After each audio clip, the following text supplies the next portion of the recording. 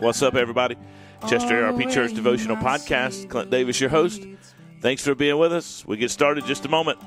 1 Kings chapter 12, the story of Rehoboam's folly. Gives me grace for every trial. Feeds me with the living bread. All right, Mitch brought us in. We get started here in Rehoboam's folly. 1 Kings chapter 12. Solomon has now died. Rehoboam, his son, is taking over leadership of Israel. It's what we find. Rehoboam went to Shechem, for all Israel had come to Shechem to make him king.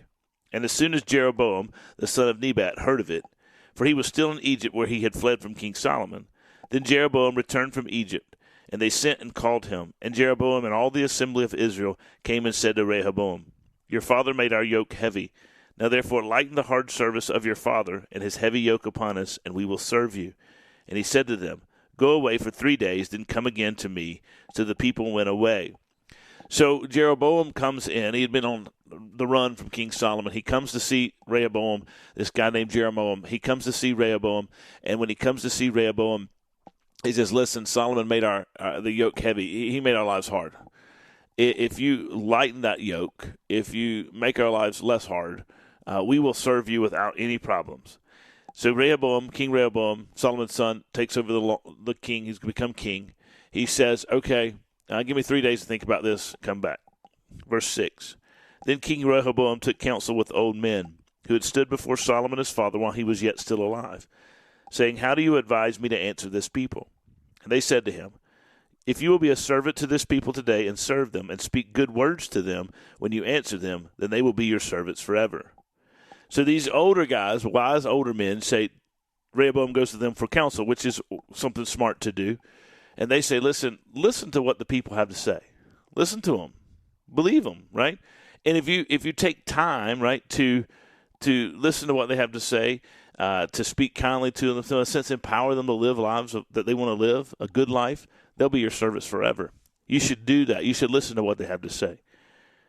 But King Rehoboam refused to follow this advice. Verse 8.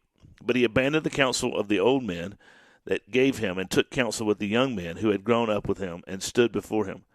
And he said to them, What do you advise that we answer this people who have said to me, Lighten the yoke that your father put on us?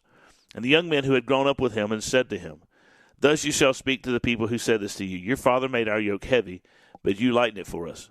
Thus shall you say to them, My little finger is thicker than my father's thighs.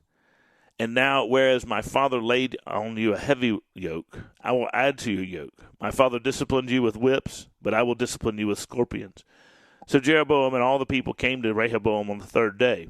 And the king they said to the king, Come to me again the 3rd day. And the king answered the people harshly, and forsaking the counsel that the old men had given him, he spoke to them according to the counsel of the young men, saying, My father make your yoke heavy, but I will add to your yoke.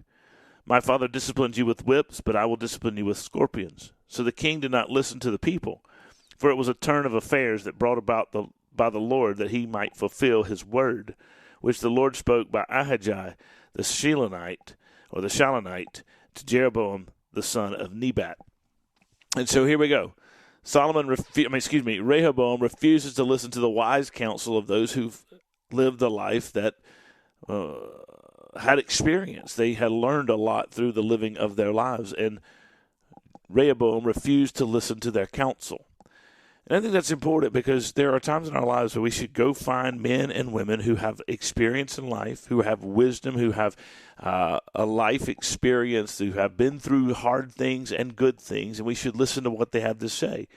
There is a wonderful benefit that God has given to us in putting people in our lives who, who can help us through the challenges we face, who have been there, who have lived through those things, who give wisdom to us.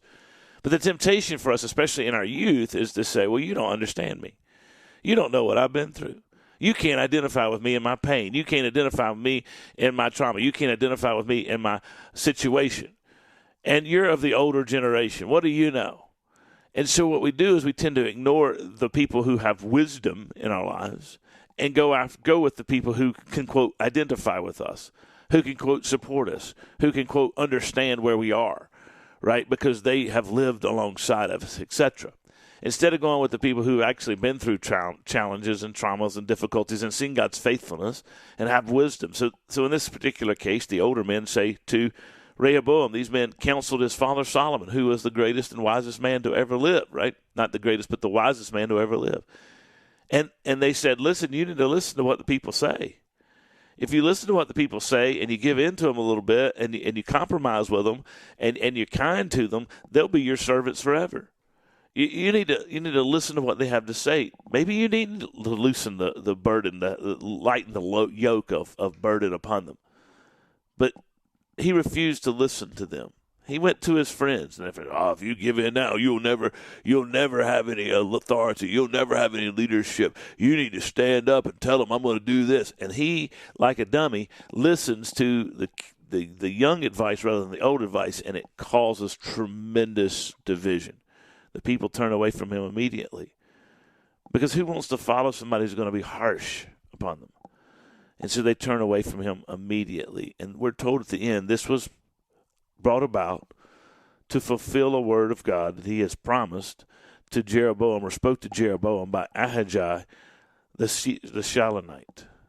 And so the idea here is that God has already prepared and planned for this to take place.